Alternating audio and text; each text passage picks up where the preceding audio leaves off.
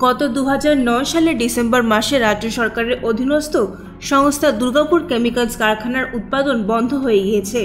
এরই মধ্যে কারখানা কর্তৃপক্ষ আচমকা গত বুধবার থেকে দুর্গাপুর কেমিক্যালস টাউনশিপের যে মূল গেট সেই গেটে তালা লাগিয়ে দিয়েছে। এতে বিপদে পড়ে গিয়েছেন আবাসিকরা, এমনকি ঢুকতে পারছেন না রান্নার গ্যাসের গাড়ি, অ্যাম্বুলেন্স এবং স্কুলের গাড়িও। চরম সমস্যায় পড়েছেন দুর্গাপুর কেমিক্যালস কারখানার টাউনশিপের বাসিন্দারা।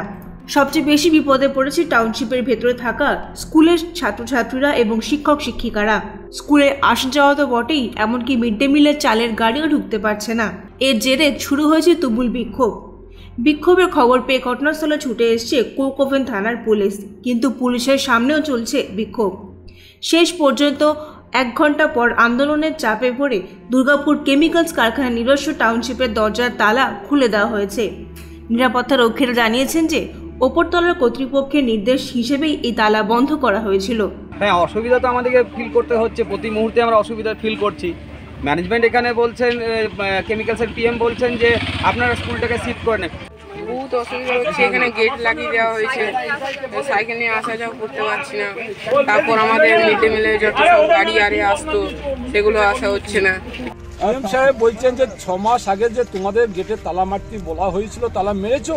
আমরা বলছি না স্যার, তালা মারলে প্রবলেম হবে, গাড়ি কি করে যাবে? একটা সিকিউরিটি থাকে পুরো কলোনি, সে ওইদিকে ঘুরতে যাবে, গাড়ি এসে দাঁড়িয়ে থাকবে। শ্রীকান্তবাবু ইলেকট্রিকে এএম ছিলেন, তরণ সাহেব ছিলেন, ওনার সামনেই আমি প্রতিবাদ করলাম, স্যার গেটে তালা মারলে কিন্তু অসুবিধা হবে আমাদের কলোনিবাসী। প্রশান্তকে দিয়ে তালা কিনা করালো, তালা দিয়ে আমার তো ডিউটি শেষ হলো, রক্ষিতবাবু এলেন, হ্যান্ডওভার দিয়ে আমি চলে এলাম, রক্ষিতবাবু এসে তালা মারিয়ে দিয়ে গেছে। তার একদিন পর তালাটা দেখছি কে রাত্রেবেলায় সিল করে দিয়েছে, কি ঢুকিয়ে দিয়েছে জানি না। আমরা অনেক চেষ্টা করি, খুলতে পারলাম না। তারপরে পিএম সাহেবকে আবার রিপোর্ট দেওয়া হয়েছিল। পিএম সাহেব বললেন যে দেখুন, যদি খুলতে না পারেন আজকে তালাটা কাটার ব্যবস্থা করুন। অ্যাম্বুলেন্সগুলো ঢুকতে পারবে না, তো কোনো মানুষ অসুস্থ হলে তাকে কি পাজাকলা করে এতটা আনবো?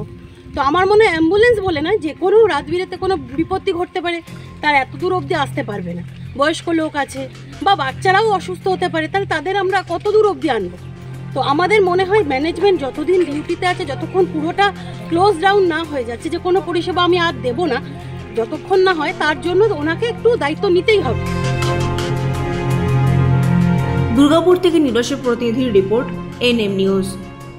আরও খবরের আপডেট পেতে সাবস্ক্রাইব করুন আমাদের ইউটিউব চ্যানেলটি আর বেল আইকনে ক্লিক করুন নোটিফিকেশনস পেতে।